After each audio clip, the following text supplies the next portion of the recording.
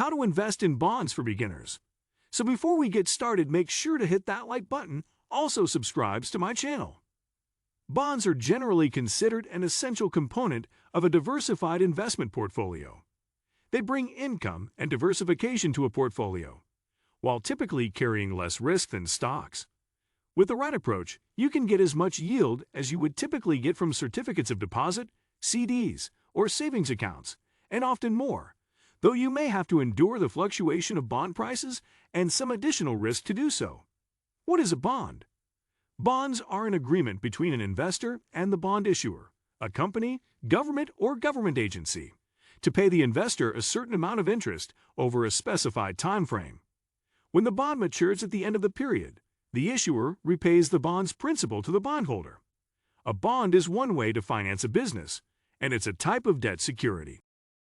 The payments on a bond come in two major types: fixed rate and floating rate. On a fixed-rate bond, the issuer agrees to pay a specified amount of interest, and that's all an investor can expect to receive. On floating-rate bonds, which are less common, the payment adjusts higher or lower in accord with the prevailing interest rate. A bond will typically pay interest on a regular schedule, often quarterly or semi-annually, though sometimes annually. A bond's payment is called a coupon, and it will not change except as specified in the terms of the bond. On a fixed-rate bond, for example, the coupon might be 5%, so the bondholder would earn $50 annually for every $1,000 in face value of bonds, a typical cost for a bond. If the price of the bond goes up, the bondholder still receives only that fixed payment. However, in this case, the bond's yield, its coupon divided by the bond's price, actually falls. Similarly, if the bond's price falls, the bond's yield rises, even though the coupon remains the same. Unlike stocks, where prices are driven in the long term by a company's growth and profitability, bond prices are heavily influenced by the movement of interest rates, the bond's time until maturity, the creditworthiness of the borrower, and the overall sentiment of investors. How to buy and sell bonds? You can buy bonds through most brokers, just like you would stocks. These vary greatly though, and navigating all the options can be confusing, with potentially dozens of choices of bonds per company. In addition, you'll need to analyze the company to be sure that it will be able to pay its bonds. You don't need to make decisions about specific bonds to purchase when you buy a bond mutual fund or exchange-traded fund, ETF. Instead, the fund or ETF company chooses them for you and often categorizes them according to their type or duration. ETFs can be a great choice for investors because they allow you to quickly fill gaps if you're trying to diversify your portfolio. For example, if you need short-term investment-grade bonds, you can simply buy an ETF with that exposure. And the same goes for long-dated or medium-term bonds, or whatever you need. You have many options. ETFs also offer the benefit of diversification through exposure to a mix of bond types, and they usually charge low fees and are tax-efficient. Bonds can easily be bought and sold through a broker.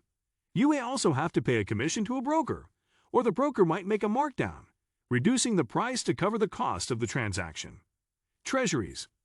Bonds issued by the U.S. federal government, for instance, are referred to as treasuries. They are considered a relatively low-risk investment.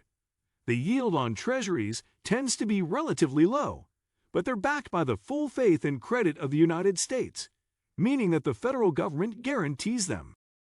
The U.S. government is considered among the best credit risks in the world, and its bonds, by convention, are considered risk-free, though nothing is ever truly risk-free. In contrast, bonds issued by foreign governments may be considered less safe, but may offer the potential for higher yields. Savings bonds. The federal government also issues savings bonds, a kind of bond that allows individuals to save directly with the government. Savings bonds function differently from standard treasuries, and they do not pay out the accumulated interest until you redeem the bond. Municipal bonds, usually referred to as munis. Municipal bonds are a type of government bond issued by state or local governments. The main advantage of munis is that the returns they generate are exempt from federal taxes, and in some cases, from state and local taxes too. Corporate bonds. These are bonds issued by large companies, both domestic and foreign. They pay a wide range of Interest rates, depending on the creditworthiness of the borrower and maturity. Longer-term bonds typically offer a higher yield than short-term bonds. Mortgage-backed securities. Government-sponsored enterprises, such as Fannie Mae and Freddie Mac, offer a special type of bond called a mortgage-backed security, or MBS. These companies create bonds whose payments are derived from the mortgages that back them. So an MBS may have tens of thousands of homeowners supporting the payment of the bonds through their monthly home payment. Bonds issued by Fannie and Freddie are not guaranteed by the government, though bonds issued by government agency Ginnie Mae and by other firms qualified by Ginnie Mae are backed by the federal government. Basics of a bond quote. While stocks usually come in one variety, the common stock, bonds from the same company can have many different terms, including the interest rate, the maturity, and other items called covenants, which may limit how indebted the borrower can become or stipulate other conditions. A bond quote incorporates some of these items, as well as giving you the last traded price. Prices are quoted as a percent of the bond's full value, par value, which is usually $1,000. Let's look at an example from Apple, which has dozens of separate bonds outstanding. You can search by issuer to find a list of the company's bonds, and here's one Apple bond selected at a bond quote includes the name of the issuer, here Apple, as well as the coupon on the bond, 2.85%. It includes the maturity date of the bond, August 5, 2061. The call make whole feature allows the company to redeem the bond early as long as it pays investors the net present value, today's value of the future interest payments, of the bond at maturity. What do you think of my video?